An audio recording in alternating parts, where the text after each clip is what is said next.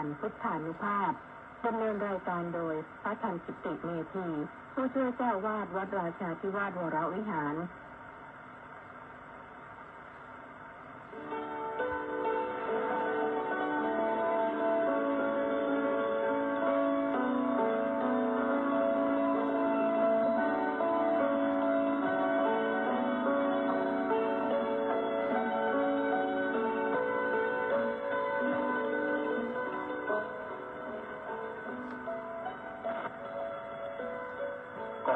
เชิญชวนมาฟังธรรมนำชีวิตขัดเกลาจิตบริสุทธิ์ผุดผ่องใสเสริมปัญญาบารมีให้จิตใจสุขสดใสเมื่อได้ธรรมนำชีวารายการพุทธานุภาพจัดสรรให้การบรรยายจากคัมภีร์มีคุณค่าไม่ต้องค้นไม่ต้องอ่านให้เมื่อยตาได้เวลาพร้อมเชิญเปิดรับฟังฟังธรรมจบแล้วสงบจิตสักครู่สำรวจดูจิตของตนก่อนทุกครั้งจิตว่างแล้วจักหลับได้ทรงพลังสุขสมหวังท้วนทุกท่านนิรันดร์เทอญ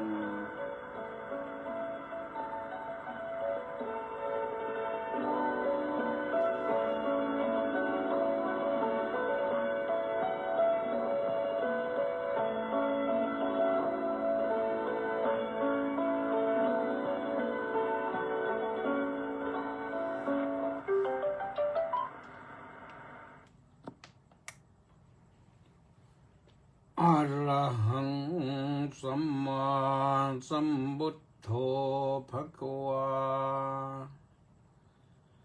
พุทธังภะคะวันตังอภิวาเทมิสวากขาโตภะคะวะตาธัมโม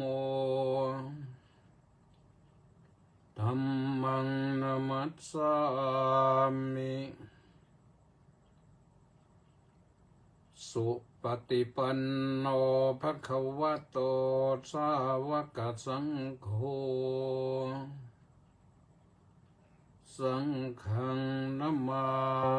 มิขอถวายความนอบน้อมแด่พระรัตนตรัยขอคารวะพระเถรานุเถระเจริญสุขเจริญพรท่านสาธุชนทุกท่าน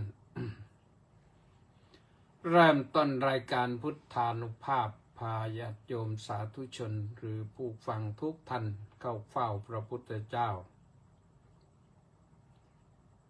พระธรรมและพระสงฆ์ด้วยน้อมรำลึกนึกถึงด้วยจิตด้วยใจแล้วก็ขอให้นึกถึงตลอดไปตลอดคืนตลอดวันเป็นสิ่งที่ดีเป็นบุญเป็นกุศลขณะนี้ท่านกำลังเข้าสู่รายการพุทธานุภาพโดยพระธรรมกิติเมธีผู้ช่วยเจ้าอาวาสวัดราชาธิวาสวิหาร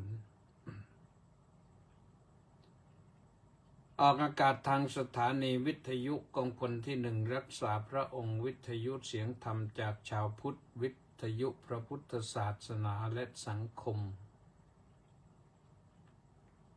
และยังมี Facebook ไลฟ์ที่กิติเมธี K ตัวใหญ่ I double T I M E T double E ก็ขอเชิญทุกท่านติดตามวันนี้ก็จะพูดถึงเรื่องอิริยาปถบัพพะ ในมหาสติปัฏฐานสูตร ได้มีพระบาลีว่าปุณจปรังภิกขเวภิกขุกัจฉันโตวากัจจามิติปชานาติเป็นต้น แต่ก่อนจะเข้าไปสู่เรื่องนั้นก็ขออนุโมทนากับสมศรีและ FC อีก703 คนออนไลน์เข้ามาก่อนรายการที่จะเปิดขึ้น แล้วก็ฟังประชาสัมพันธ์ว่าวันที่13นั่น13 เมษายนนะก็เป็นวันสงกรานต์ที่วัดราชาธิวาสวิหารก็มีกิจกรรม8 โมงครึ่งก็ทำบุญตักบาตรข้าวสารอาหารแห้งพอ9 โมงเสร็จก็ไปศาลาการประเรียน มาติกาบางสุกุลอุทิศบุญกุศลแก่บุพการีชนของท่านทั้งหลาย ที่ไปร่วมงาน ต่อจากนั้นก็ถวายภัตตาหารแก่พระภิกษุสามเณรก็ประมาณ50 กว่ารูปแล้วก็จบลงโดยการส่งน้ำพระพุทธปฏิมาส่งน้ำครูบาอาจารย์ด้วย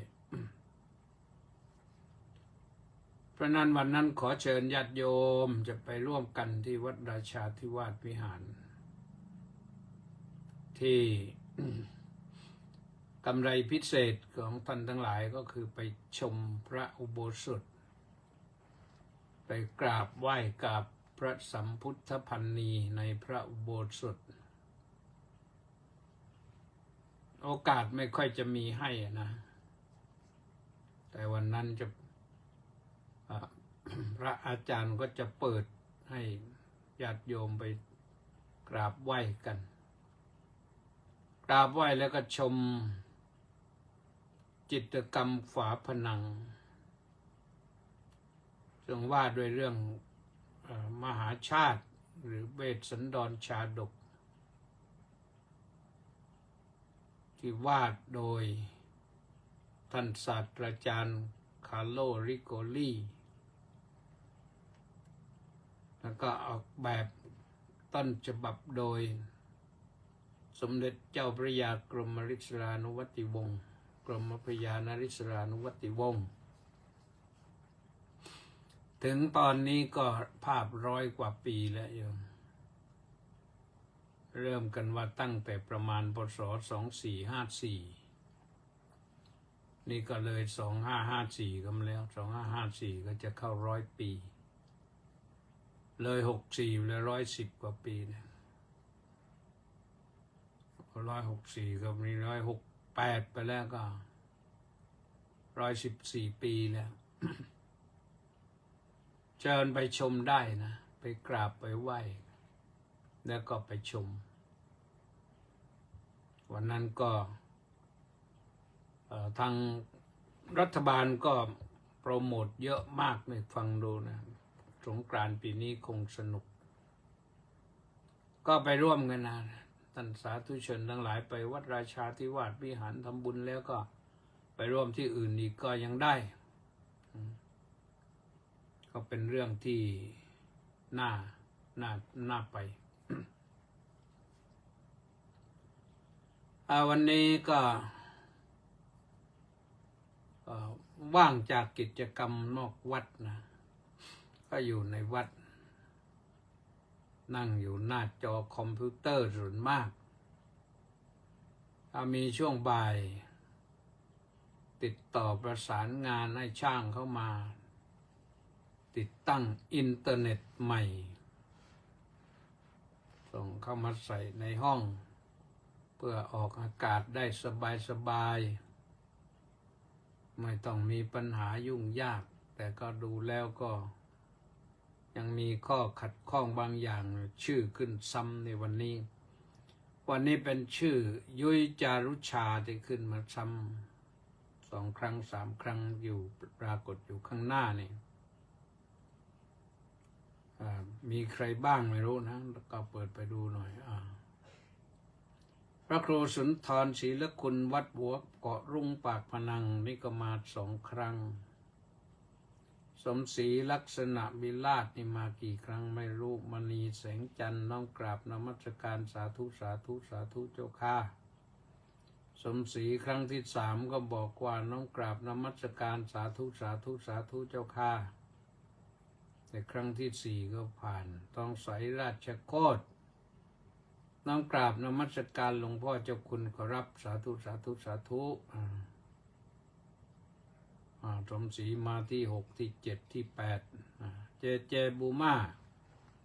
จากนครสวรรค์จากนครศรีธรรมราชไปนครสวรรค์บอกว่าน้อมกราบพิษณุโลกนี่เจบูมานี่น้อมกราบสาธุสาธุสาธุอนุโมทามิสมศรียังมีต่อไปนะสุพรรณีวันดีสาธุสาธุแล้วก็มาถึงยุยบุญอินแล้วก็มาศูนย์ส่งเสริมพุทธธรรมวัดเสน่หาอนุโมทนาสาธุครับข้างล่างที่เป็นภาษาอังกฤษมาตัวย่อไม่รู้อะไร VVOGF VVO6GF G ตัวเดียวมันมักก็ว่าไม่ถูกนะแล้วก็ยุยมาอีก4 ครั้งสมศรีมาต่อยุทธศักดิ์ชูสงฆ์บอกว่า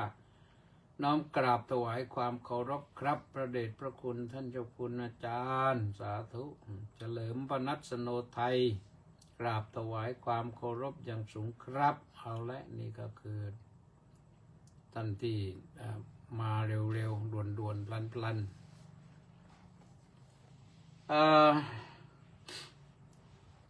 วันนี้วันพรุ่งนี้สิวันพรุ่งนี้ก็มีวันพรุ่งนี้มีกิจกรรมต้องทำหน้าที่บันทึกเทปทางช่อง7นะช่อง7 SD ก็ขอบันทึกเทปไว้ออกในวันอาทิตย์นะยอมติดตามชมได้วันอาทิตย์นะตี 4:30อาตมาจะไปออกที่ช่อง7วันอาทิตย์นะจะสลับกับพระอาจารย์อื่นถ้าหากว่าไม่สลับก็ไปที่ไทย PBS ตี 5ไทย PBS นี่ตี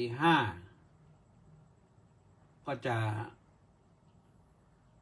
ไปปรากฏตัวที่นั่นทุกวัน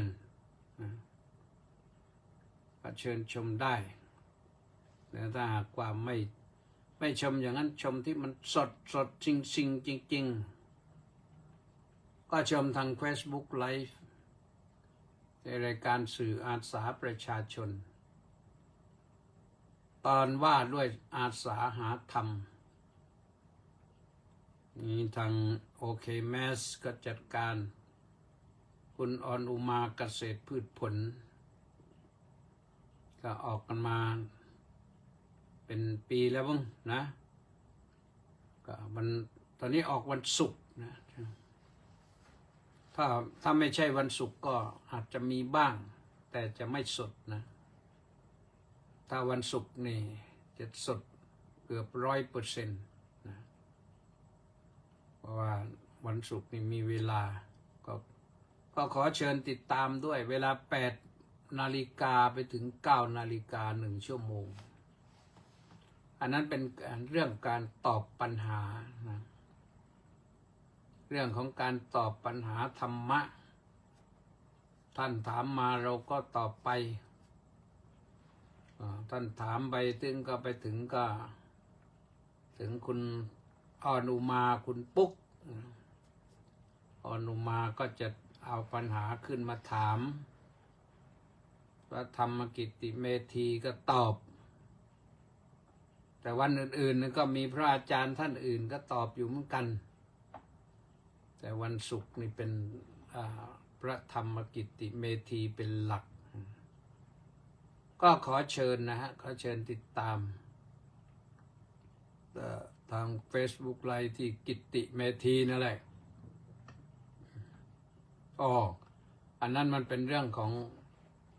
สื่ออาสาประชาชนพิมพ์ภาษาไทยสื่ออาสาประชาชน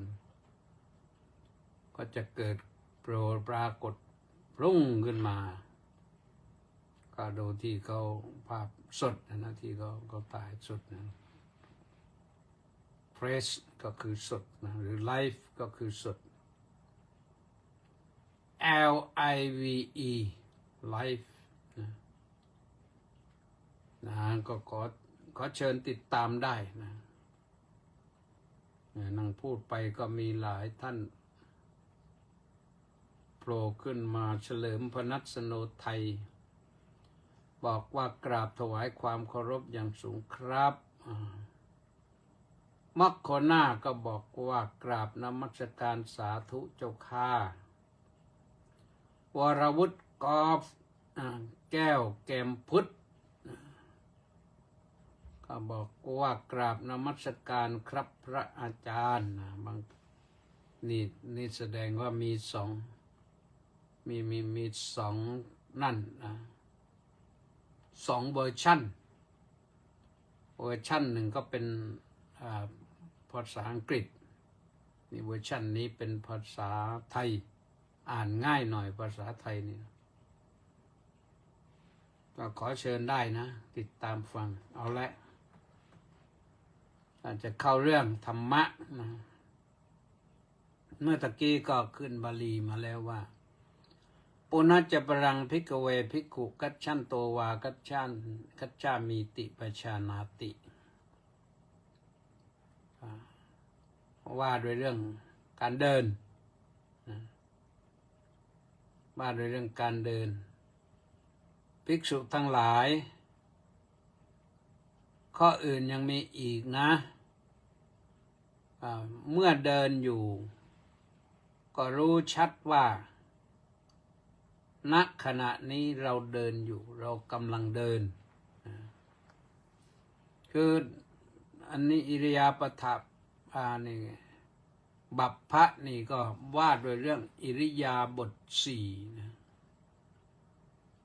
อิริยาบถปทะนะอิริยาสองคำนะปทะตัวนี้แปลว่าทำการอิริยาก็คือการเคลื่อนไหวกิริยาการเคลื่อนไหวนะเพราะฉะนั้นก็ในตัวแรกนี่ก็คือคัจฉันโตวากัจฉามีติปชานาติให้รู้เราเดินบางครั้งบางทีก็ไม่ค่อยรู้นะเดินไปเรื่อยๆแล้วยิ่งเดี๋ยวนี้คนเดินก็ไม่ค่อยรู้เท่าไหร่รู้แต่ว่าจะดูในจอโทรศัพท์เดินเล่นไลน์เล่นเฟซเล่นเกมไปด้วยพระต้องบอกว่าอย่างนั้นอย่างนี้กันนะก็มีนะเคยอาตมาเคยนะเขาเดินมาจะชนก็เลยบอกว่าดูทางบ้างเขาก็เลยได้หันไปดูทางนะพอทำอย่างนั้นแล้วมันชนเราเอาก็ไม่รู้จะว่าอย่างไรนะชีวิต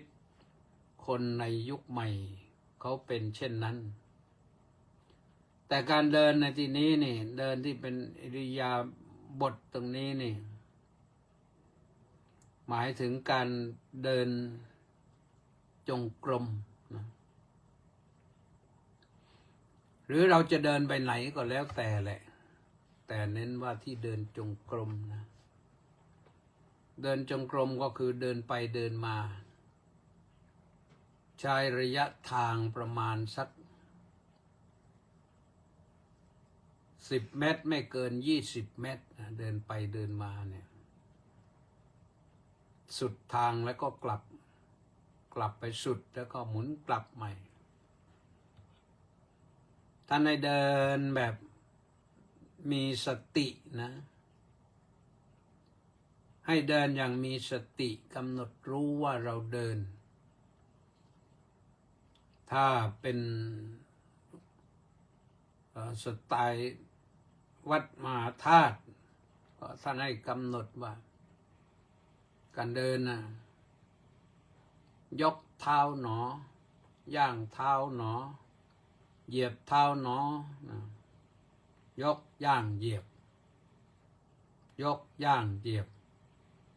ไปให้ช้าๆอย่างมีสติจริงๆฝึกให้มีสตินะ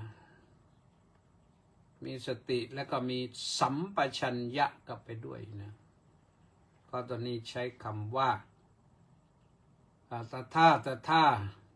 นัปปชานาตินะปชานาติคือรู้นะหรือแม้แต่ตัวนี้แหละกัจฉันโตวากัจฉามิติปชานาติรู้อยู่รู้ว่าเราเดินอยู่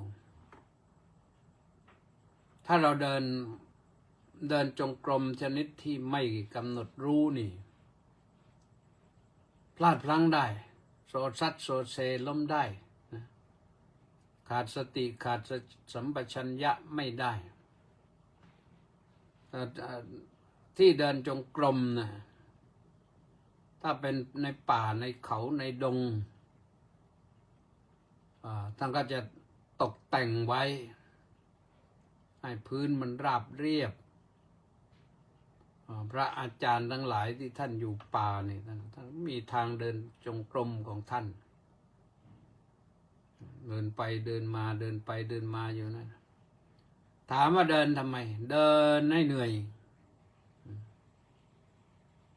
เดินบังคับจิตให้อยู่กับที่เพราะถ้าเดินไม่บังคับจิตให้อยู่กับที่จิตฟุ้งซ่าน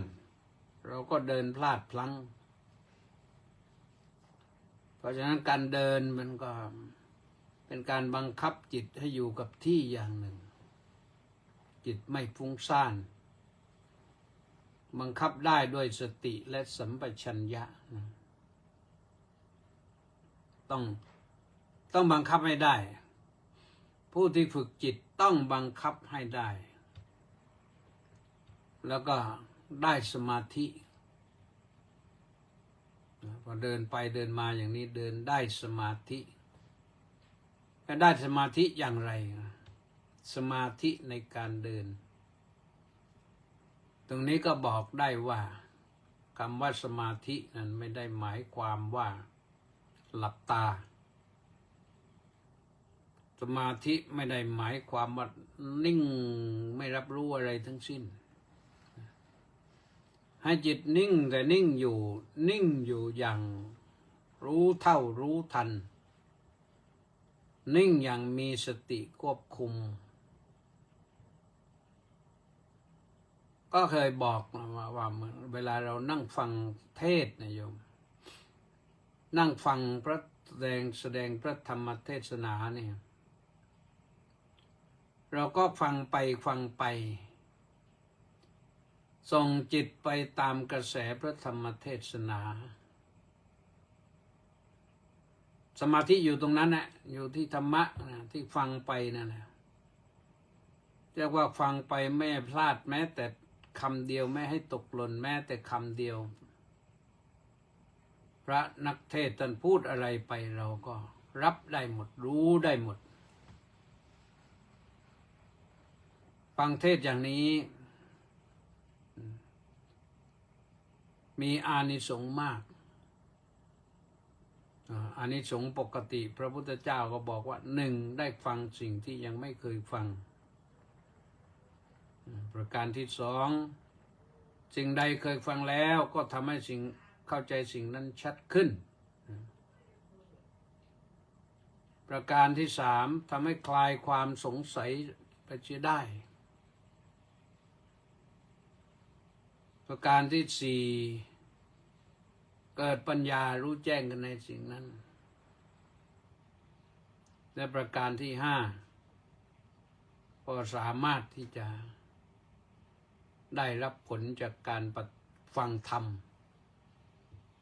เรียกว่าบรรลุธรรมได้เลย ในครั้งพุทธกาลท่านบรรลุธรรมพร้อมกับการจบพระธรรมเทศนาของพระพุทธเจ้าเนี่ยเยอะมากนะนั่นไม่ได้หมายความว่าท่านไม่มีสมาธินะท่านมีสมาธิมากนั่งฟังเรียกว่าเก็บทุกช็อตว่างั้นนะก็เลยเห็นภาพเลยเราฟังพระธรรมเทศนานี่ถ้ามานั่งฟังอย่างนี้นี่ได้โยมได้แน่นอนพระท่านเทศเรื่องอะไรเราก็ได้สิ่งนั้นที่ประการสำคัญก็คือปัจฉานาติย่อมรู้นี่มันรู้นี่รู้ตัวทั่วพร้อมเดินก็รู้ว่าเราเดินเนี่ยตอนเราเดินไปเรื่อยๆอาจจะกำหนดก็ได้เหมือนที่โบราณอาจารย์ท่านกำหนดไว้อย่างไรก็เดินไปยกหนอย่างหนอเหยียบหนอก็ได้จะเดินช้าเดินเร็วก็ได้แต่เร็วก็อย่าให้มันเร็วนักถ้าเร็วนักมันจิตมันจะฟุ้งซ่านก็ให้ไปเบาๆประการที่สองอิริยาบถที่สองคือทิโตหิทิโตวาทิโตมหิติปัจฉานาติ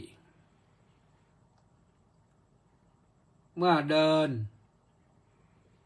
ขออภัยเมื่อยืนเมื่อกี้เดินมาแล้วเมื่อยืนนิ่งยืนเพ่งอะไรทุกอย่างเพ่งอารมณ์ที่เป็นนามธรรมก็ได้ที่เป็นรูปธรรมก็ได้เพ่งทางก็ได้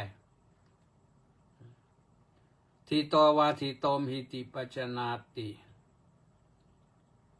ย่อมรู้ชัดเมื่อยืนอยู่เราก็รู้ชัดว่าเรากำลังยืนอยู่เดี๋ยวนี้เรากำลังยืนอยู่ทิโตมหินะยืนในตัวตรงแน่วเลยมือวางให้เป็นปกติเรียบข้างหน้ามือขวาทับมือซ้ายหันฝ่ามือเข้ากายปล่อยจิตให้อยู่กับตรงนั้นแหละไม่ให้ไปไหนยืนเพ่งสมมติว่าเรายืนแล้วมีอะไรที่เพ่งข้างหน้าเป็นจุดใดจุดหนึ่งก็เพ่งได้เพ่งทางก็ได้เพ่งจนกระทั่งว่าเห็นทางล่องหลับตาเห็นทางไกลสุดลูกหูลูกตาอย่างนี้ดึงทางก็มาให้เหลือสั้นนิดเดียวเท่าที่เราต้องการจะยืนจะเดินก็ได้นั่นเพราะจิตมีพลังแล้วที่จะกำหนดทางไว้อย่างนั้นนะพูดง่ายๆก็เรียกว่ายืนสมาธิโยมตอนเดินก็คือเดินจงกรมก็เดินสมาธิพอมายืนก็ยืนสมาธิมันไม่จงกรมคำว่าจงกรมนะแปลว่าหมุนไปสุดแล้วก็หมุนกลับไปสุดแล้วก็หมุนกลับอย่างนี้นี่ว่าจงกรมจังกัมมนะจังกัมมนังทวนทิตะนี่แปลว่ายืนทิโตวาทิโตมหิติปัจฉานาติเมื่อยืนก็รู้ชัดว่าเรากำลังยืนอยู่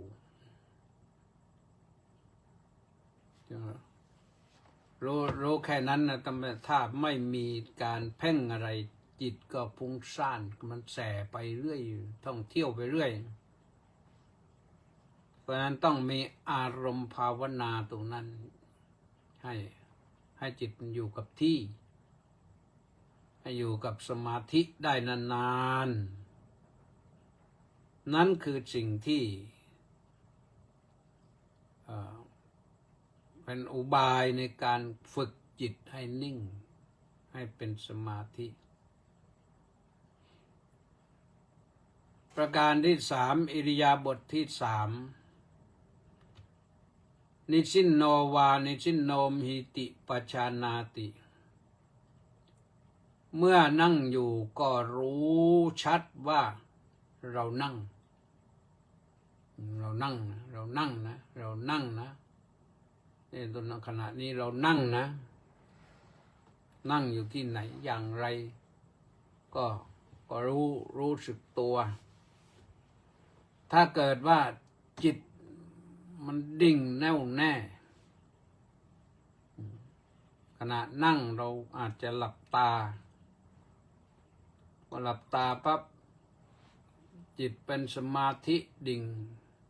อาจจะเกิดความรู้สึกว่าตัวลอยไปในโลกกว้างก็ต้องมีสติสัมปชัญญะรู้อยู่ว่าเรานั่งอยู่ที่เดิมแล้วไปไหนไม่ได้หรอกบางครั้งบางทีการนั่งเนี่ยมันเกิดจิตตกผวังค์แวบไปแล้วก็รู้สึกตัวเหมือนว่าเราหลุดจากพื้นจมดิ่งหายไปไหนไม่รู้นะแต่เรารู้ตัวอยู่แต่ว่ามันไม่มีอะไรรองก้นเราเลยคล้ายๆเราหล่นลงมาจากที่สูงไปสู่ที่ต่ำอย่างนี้ก็เป็นได้หล่นไปลอยละคล้ายๆลอยละลิ้วปลิวละล่องแต่ลอยไปนั่นไม่ใช่ว่าไปเคว้งคว้างนะหลุดลงไปก็นั่งตรงอยู่อย่างนั้นแหละสภาพความรู้สึกจิตยังรับรู้อยู่ก็รู้ว่าเป็นอย่างนั้นเราก็ไม่ต้องตกใจแต่อาจจะลืมตาขึ้นมาแล้วก็นั่งใหม่แต่ทีนี้นั่งนี่ต่างจากยืนเนี่ยยืนภาวนาได้เดินก็เดินจงกรมไม่ต้องภาวนาอะไรแต่นั่งนี่นั่งหลับตาภาวนาได้ภาวนากำหนดรู้ลมหายใจเข้าหายใจออกก็ได้หรือพิจารณานั่งพิจารณาร่างกายก็ได้ให้มันเกิดเป็นวิปัสสนาขึ้นมาถ้าจิตสงบแล้วนะจิตสงบพอสมควรแล้วก็ยกจิตขึ้นสู่วิปัสสนาคือเอาปัญญาเรามาพิจารณาถามว่าพิจารณาอะไรแล้วก็พิจารณาร่างกายจะเอาแต่จับปัญจกกรรมฐานหรือมูลกรรมฐานก็ได้ตัวเดียวกันนะแต่จับปัญจกกรรมฐานว่ากรรมฐานมีหนังเป็นที่ห้าผมขนเล็บฟันหนังผมขนเล็บฟันหนังถ้าต้องไปต้องมาก็ทบทวนก็เกสาโลมานักขาดันตาตะโจดันตานักขาโลมาเกสานี่ย้อนจากหนังมาฟันย้อนจากฟันมาขนมาผมย้อนไปย้อนมาทวนไปทวนมาทวนไปทวนมาอย่างนี้แหละมันก็ทำให้เราพิจารณาได้ต่อไปว่าโอ้ผมขนเล็บฟันหนังนี่มัน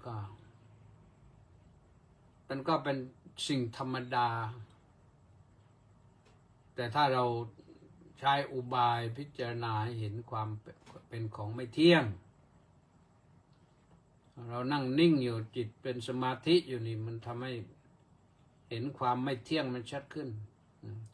พร้อมก็ไม่เที่ยงเพราะว่ามันไม่เท่าไรก็เท่านั้นนะ มันงอกยาวไปเรื่อยจนกระทั่งว่าโน่นไปถึง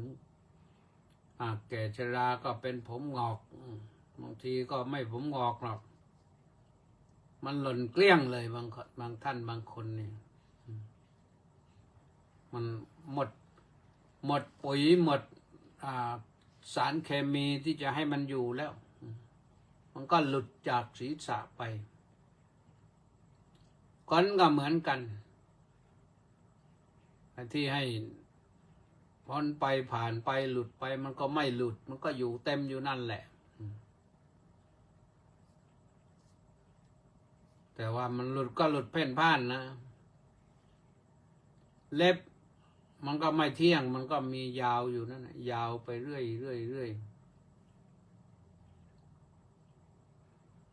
ยาวไปถ้าไม่ตัดนะก็ยาวได้หลายนิ้วเหมือนกันเล็บนี่เคยเห็นฤาษีไม่ตัดเล็บก็มีนะที่ตัดก็มีก็ดูแล้วผมก็ไม่รู้จะสวยงามอะไรแต่เขาไม่ได้เว้นเล็บไว้เพื่อสวยงามเขาไว้ถือว่ามันเป็นธรรมชาติเป็นอะไรฤาษีเขาถือแปลกๆนะผมก็ไม่ตัดคนนอนยาวเข้าก็3-4 เมตรความยาวเอาม้วนเกล้าเป็นชฎาฤาษีจึงมีชฎาม้วนผมไว้บนหัวถ้าปล่อยแล้วจะไปยาวเลยคนนี้ก็เป็นผ้านะมันไม่มีกันแต่ว่าคนที่มีขนก็ดูแปลกๆดีเหมือนกันนะบางคนมือก็ขนเต็มแข้งขาก็ขนเต็มหน้าอกก็ขนเต็มอย่างเนี้ยมันเหมือนกับจะเหมือนอะไรไม่รู้นะแต่ว่าเขาเป็นเช่นนั้นมันเป็นส่วนหนึ่งเป็นกรรมพันธุ์แต่ว่าดั้งเดิมของเขาจะเป็นอะไรเราก็ไม่รู้หรอก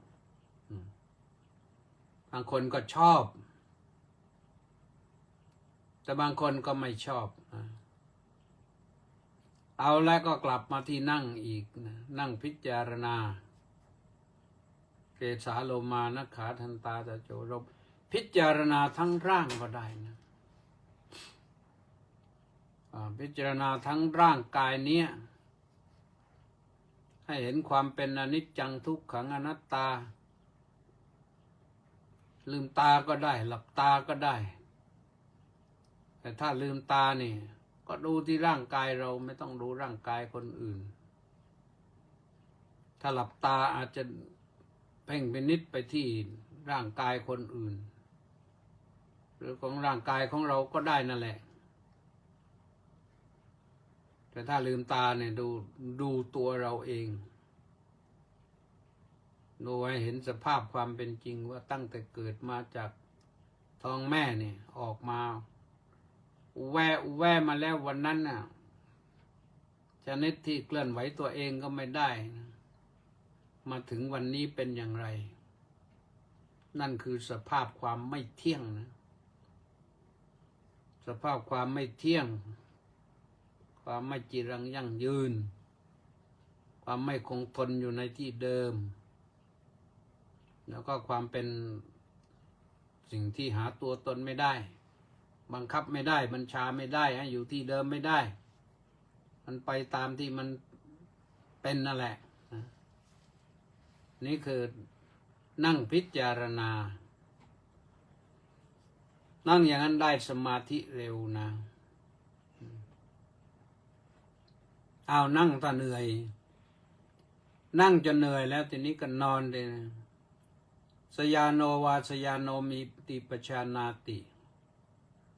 เมื่อเรานอนเราก็ต้องรู้ว่าเรานอนนะนอนอย่างมีสติสัมปชัญญะไม่นอนให้มันเผลอสติหลับไหลไม่รู้เรื่องมันถ้านอนอย่างมีสติ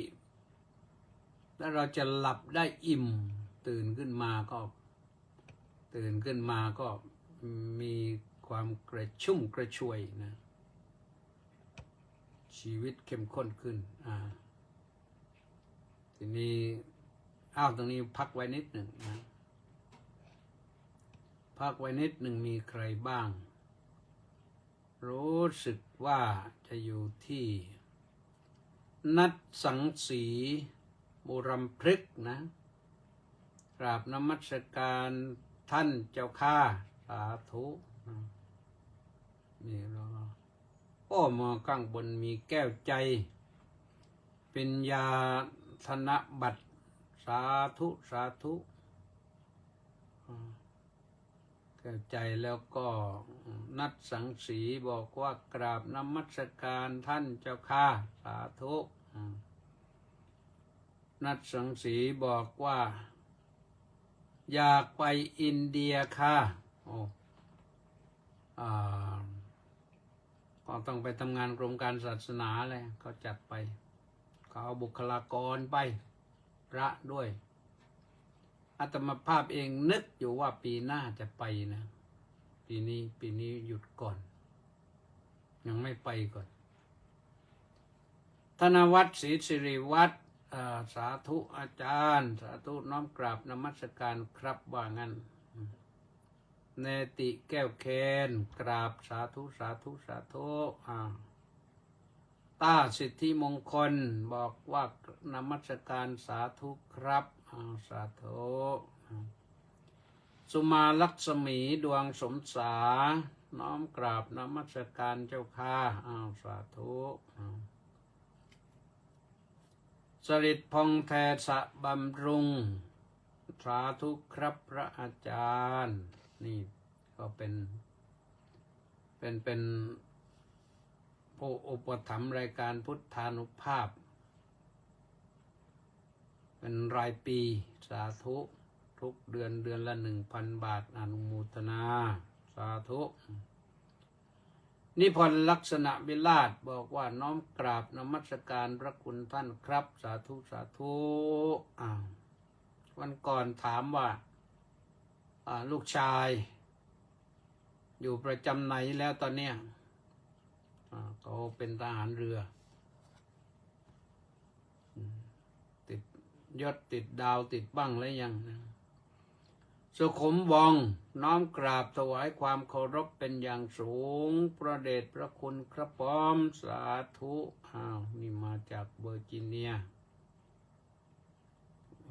ยก็อเมริกานะสุเทพสุวีรังกูลนี่มาจากมหาวิทยาลัยมหามกุฏราชวิทยาลัยบอกว่าสาธุสาธุสาธุเป็นท่านรองศาสตราจารย์ดร.สุเทพสุวีรังกูลนะอันนี้ก็มาถึงสยานโนวาสยานโนมีติปชานาตินะพระพุทธเจ้านั้นทรงบรรทมอย่างมีสติมีสัมปชัญญะกำหนดเวลาตื่นได้ตื่นแล้วพระองค์ก็เสด็จจงกรมเดินถ้าเป็นเราก็เดินแก้ง่วงนะพระพุทธเจ้าทรงเดินเพื่อบริหารร่างกายพระพุทธเจ้าไม่ใช่ว่าบรรลุธรรมแล้วพระองค์จะไม่ปฏิบัติอย่างนี้นะความมีสติสัมปชัญญะมีพร้อมการเดินจงกรมพระองค์ก็ปฏิบัติตลอดเพราะอันนี้เป็นเรื่องของการบริหารร่างกายทุกคนเนี่ยเดินจงกรมอย่างมีสติเนี่ยก็ถือว่าเป็นการบริหารร่างกายที่ดีพอต่อจากนั้นพระองค์ก็ทรงแสดงว่ายะท่าวาปนัสสะกายโย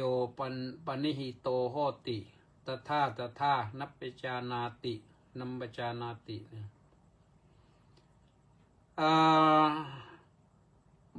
อันหนึ่งเมื่อเธอนั้นเป็นผู้ตั้งกายไว้แล้วอย่างใดๆก็ย่อมรู้ชัดกายนั้นอาการกายนั้นอย่างนั้นเนี่ยให้รู้ให้รู้ว่าตั้งกายไว้อย่างไรก็ดังนั้นคืออย่างไรก็คือจะเดินหรือจะยืนหรือจะนั่งหรือจะนอนก็ให้รู้ตัวอิติอัจฉตัง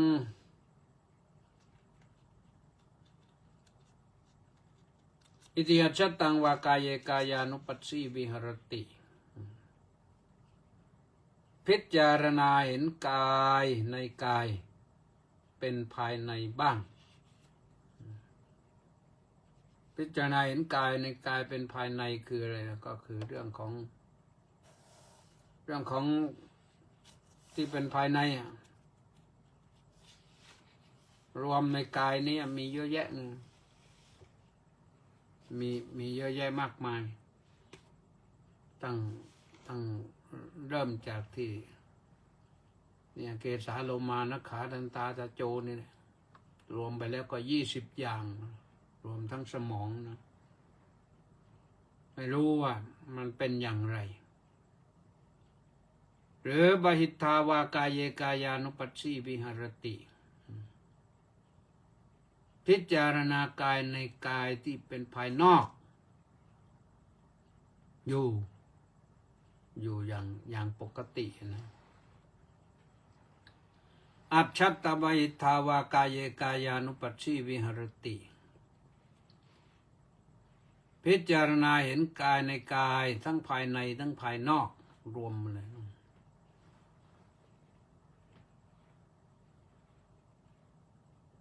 สมุทัยธรรมานุปัสสีวากายัสมิงวิหรติพิจารณาธรรมที่เป็นส่วนเกิดขึ้นในกายนี้อยู่วยธรรมานุปัสสีวากายัสมิงวิหรติพิจารณาเห็นธรรมคือความเสื่อมในกายนี้อยู่สมุทัยวยธรรมานุปัสสีวากายัสมิงวิหรติพิจารณาเห็นธรรมคือความเกิดและความเสื่อมเป็นไปอยู่ในกายนี้อัตถิกายโยติวาปนัสสสติปัจจุปฏิตาโหตินะมีสติเธอมีสติปรากฏชัดเห็นว่ากายนี้มีอยู่ยาวเดวยานมตายปฏิสติมตายะอนิสสิโตจะวิหรตินัจจกินจิโลเกอุปาดิยติ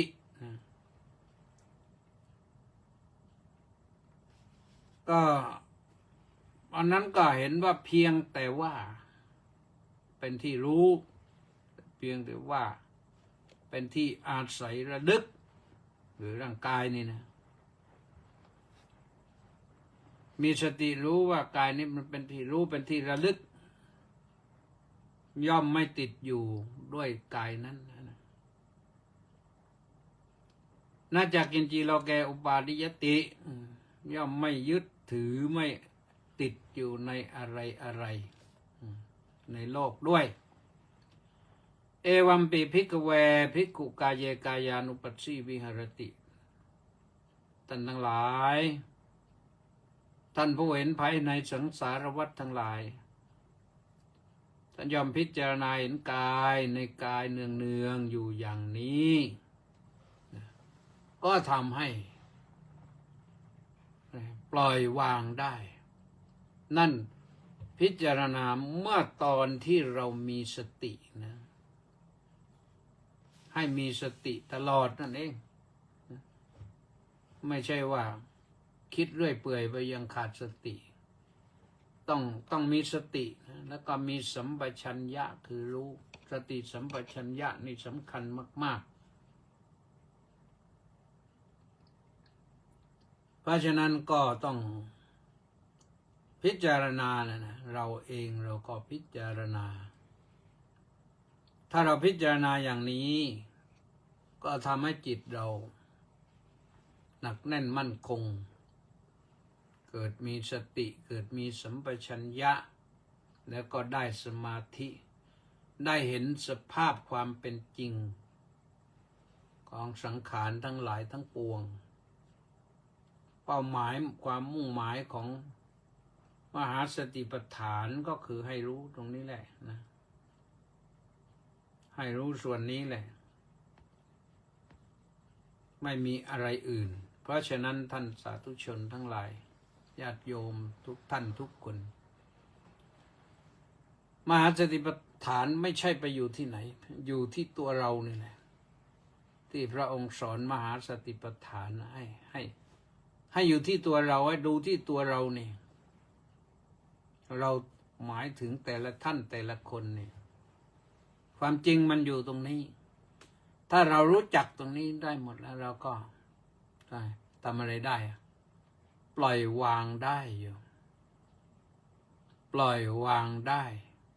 ปล่อยวางได้ก็คือเบาได้เราจะเบาไม่มีอะไรมาทำให้เราหนัก